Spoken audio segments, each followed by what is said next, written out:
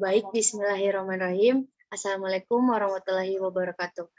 Perkenalkan, kami dari kelompok 7 yang beranggotakan saya Faradi Banu Ramadhani, teman saya Nurul Afina Fajriani, dan Mutahara Qalbi Subri. Izinkan saya memaparkan materi terkait kepuasan kerja di industri. Adapun pokok-pokok materi yang akan kami bahas di sini, yang pertama yaitu definisi atau dari kepuasan kerja industri. Yang kedua, teori-teori dari kepuasan kerja industri. Yang ketiga, faktor apa saja yang mempengaruhi kepuasan kerja pada industri. Dan yang keempat, dampak apa saja yang menimbulkan kepuasan kerja dan ketidakpuasan kerja, serta yang kelima yaitu adakah hubungan antar kepuasan kerja terhadap komitmen kerja, dan yang terakhir yaitu bagaimana kepuasan kerja dalam pandangan Islam. Baik, langsung saja materi yang pertama yang akan dibawakan oleh teman saya yaitu Mutahara Qalbi Subri. Langsung saja.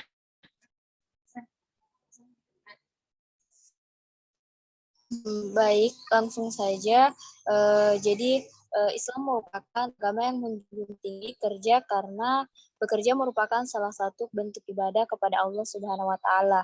Oleh sebab itu, Islam mewajibkan kepada umatnya untuk berusaha dan bekerja keras secara yang halal, baik, barokah, dan tidak berbuat curang atau zolim, sehingga tercapai kesejahteraan dan kemakmuran hidup atau kepuasan.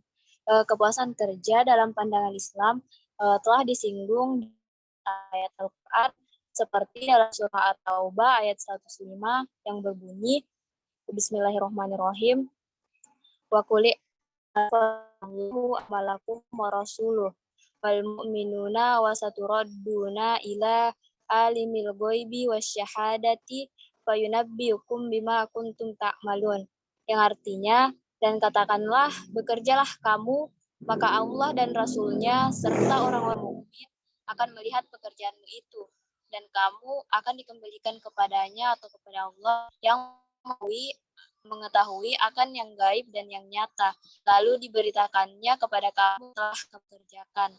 Sebagaimana surat di atas menjelaskan tentang segala bentuk pekerjaan atau perbuatan bagi seorang muslim yang harus dilakukan dengan sadar dan dengan tujuan yang jelas, yaitu sebagai bentuk pengabdian kepada Allah Subhanahu wa Ta'ala semata-mata. Karenanya, segala aktivitas hidup dan kehidupan merupakan amal yang diperintahkan. Baik, saya kembalikan.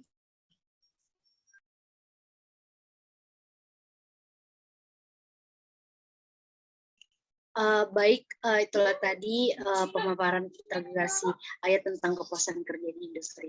Langsung saja yang kedua, yaitu definisi kepuasan kerja yang akan dibahas oleh saya sendiri, yaitu definisi kepuasan kerja. Ini kita harus ketahui bersama bahwa kepuasan kerja ini pada dasarnya merupakan salah satu aspek psikologis yang mencerminkan perasaan seseorang terhadap pekerjaannya.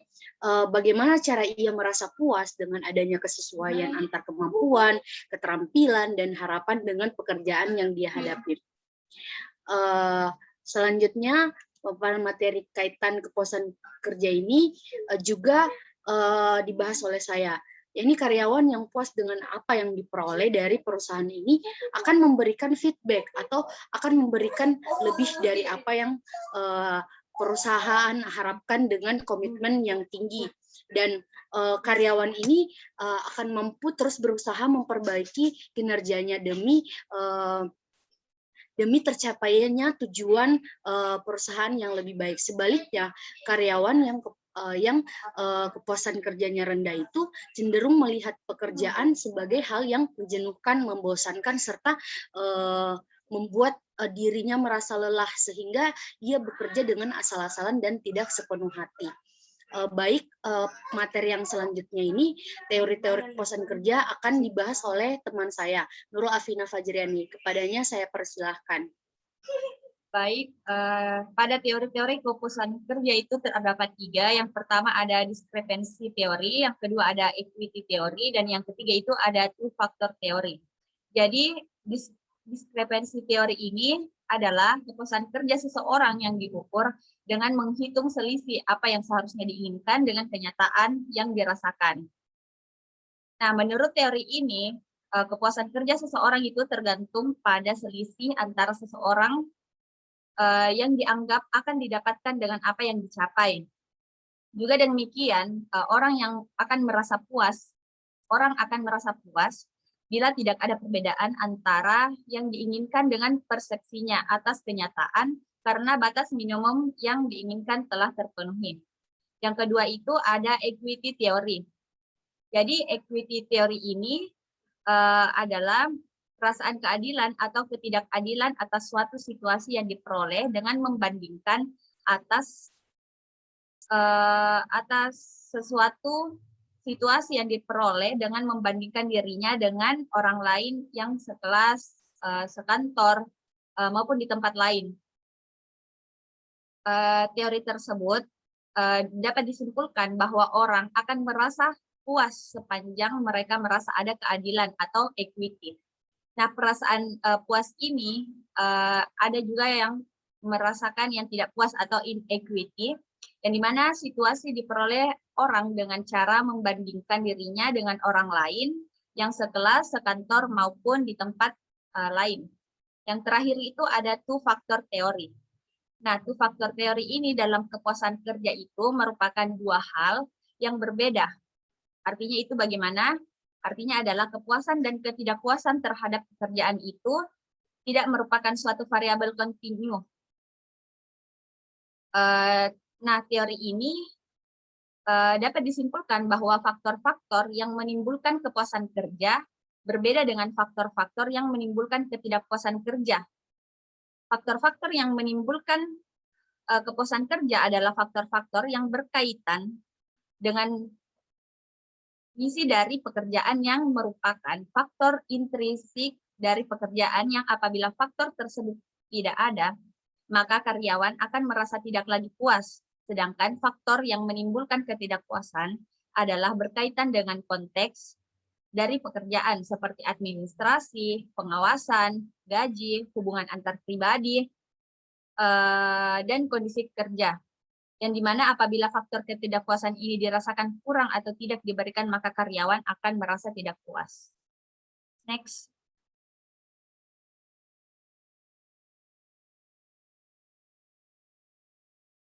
Selanjutnya, faktor yang mempengaruhi kepuasan kerja.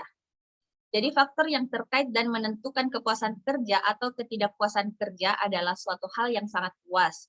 Nah, adapun faktor yang mempengaruhi kepuasan kerja itu ada 4. Yang pertama itu ada faktor psikologis, yang dimana faktor yang berhubungan dengan kejiwaan pegawai yang meliputi minat, ketentraman kerja, sikap terhadap kerja, dan perasaan kerja. Yang kedua itu ada faktor fisik. Nah, faktor fisik ini berhubungan dengan fisik lingkungan, kerja, dan kondisi fisik pegawai yang meliputi jenis pekerjaan, pengaturan waktu kerja, perlengkapan kerja, sirkulasi udara, dan kesehatan pegawai. Yang ketiga itu ada faktor finansial. Faktor finansial ini berhubungan dengan jaminan serta kesejahteraan pegawai yang meliputi sistem penggajian, jaminan sosial, besarnya tunjangan, fasilitas yang diberikan, promosi, dan lain-lain. Yang terakhir itu ada faktor sosial. Jadi faktor sosial ini merupakan faktor yang berhubungan dengan interaksi sosial baik antar karyawan dengan atasannya maupun karyawan yang berbeda jenis pekerjaannya. Mungkin dari faktor hanya itu saja. Saya kembalikan kepada moderator. Baik, itulah tadi pemaparan materi dari teman saya. Selanjutnya di sini ada dampak kepuasan kerja. Dampak kepuasan kerja ini yang akan dipaparkan oleh Mutara Kolbi Subri. Saya persilahkan dengan hormat. Baik, langsung saja. Jadi dampak kepuasan kerja di sini terdapat 3. Yang pertama adalah dampak terhadap produktivitas, yang kedua dampak terhadap ketidakhadiran, dan yang ketiga dampak terhadap kesehatan. Kemudian yang pertama dampak terhadap produktivitas, sebenarnya di sini di penelitian ini tidak terdapat hubungan antara produktivitas dengan kepuasan kerja, karena produktivitas itu sesungguhnya dapat dipengaruhi oleh banyak faktor-faktor moderator di samping kepuasan kerja. Kemudian yang kedua adalah dampak terhadap ketidakhadiran. Stairs dan Rhodes mengembangkan model dari pengaruh terhadap kehadiran. Mereka melihat adanya dua faktor pada perilaku hadir, yaitu motivasi untuk hadir dan kemampuan untuk hadir. Mereka percaya bahwa motivasi untuk hadir dipengaruhi oleh kepuasan kerja dalam kombinasi dengan tekanan-tekanan internal dan eksternal untuk mendatang pada pekerjaan. Kemudian yang ketiga adalah dampak terhadap kesehatan. Jadi dampaknya terhadap kesehatan ialah bahwa untuk semua tingkatan jabatan, persepsi dari tenaga kerja bahwa pekerjaan mereka menuntut penggunaan efektif dari percakapan mereka berkaitan dengan skor kesehatan mental yang tinggi. Kemudian terdapat dugaan bahwa kepuasan kerja menunjang tingkat dari fungsi fisik dan mental, dan kepuasan sendiri merupakan tanda dari kesehatan. Tingkat dari kepuasan kerja dan kesehatan mungkin saling mengukuhkan sehingga peningkatan dari yang satu dapat meningkatkan yang lain. Dan sebaliknya, penurunan yang satu mempunyai akibat yang negatif juga pada yang lain. Next.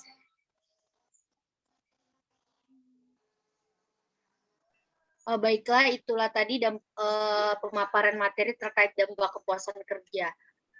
Selanjutnya, di sini ada dampak ketidakpuasan kerja yang akan dipaparkan oleh Nurul Afina Fajriani. Padanya saya persilakan.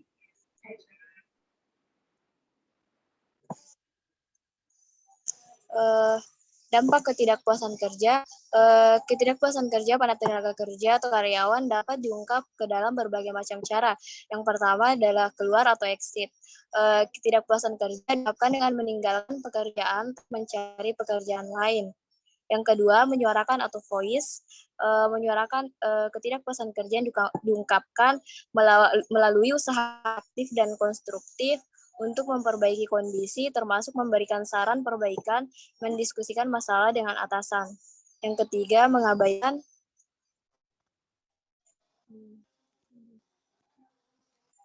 ketidakpuasan kerja yang diungkapkan melalui sikap membiarkan keadaan menjadi lebih buruk, termasuk misalnya sering absen atau datang terlambat, upaya berkurang, dan kesalahan yang dibuat semakin banyak. Kemudian yang terakhir adalah kesetiaan atau loyalty. Ketidakpuasan kerja yang diungkapkan dengan menunggu secara pasif sampai kondisinya menjadi lebih baik, termasuk menikmati hasil kapasitas maksimum dari industri serta naiknya nilai manusia di dalam konteks pekerjaan. Mungkin itu saja, saya kembalikan ke moderator. Baik, itulah tadi pemaparan materi dampak kepuasan kerja dan ketidakpuasan kerja oleh Saudari Mutara Kolbi Subri. Selanjutnya di sini ada pembahasan kasus. Jadi pembahasan kasus ini akan dibahas oleh saya sendiri. Berdasarkan penelitian terkait kasus dari ketidakpuasan kerja ini terhadap pengaruh kompensasi terhadap kepuasan kerja karyawan, yang dapat disimpulkan bahwa kompensasi ini menunjukkan pada semua hal baik yang berwujud pada bahas jasa berupa finansial maupun non finansial dari perusahaan pada karyawan. Jika kompensasi yang diterima karyawan ini tinggi, maka karyawan akan merasa semakin puas. Begitu juga sebaliknya. Jika kompensasi yang diterima sedikit, maka karyawan juga akan merasa tidak puas dalam bekerja. Jadi kesimpulan dari materi kita kali ini yaitu karyawan akan bisa merasa lebih produktif jika ia merasa puas, sedangkan sebaliknya jika ia merasa sering mengeluh, kebosanan, atau misalnya dia sering lelah, berarti dia tidak puas dengan apa yang perusahaan itu janjikan atau industri itu. Selanjutnya yaitu kita ada di penghujung pemaparan materi kali ini. Jadi saya berterima kasih kepada teman-teman kelompok 7 dan saya berterima kasih kepada Ibu Dr. Fatmawati Malapiang Semoga dengan apa yang kita berikan mendapatkan berkah dan diridhoi oleh Allah Subhanahu wa taala. Sekian pemaparan materi kali ini. Billahi taufiq wal hidayah. Assalamualaikum warahmatullahi wabarakatuh. Assalamualaikum warahmatullahi wabarakatuh.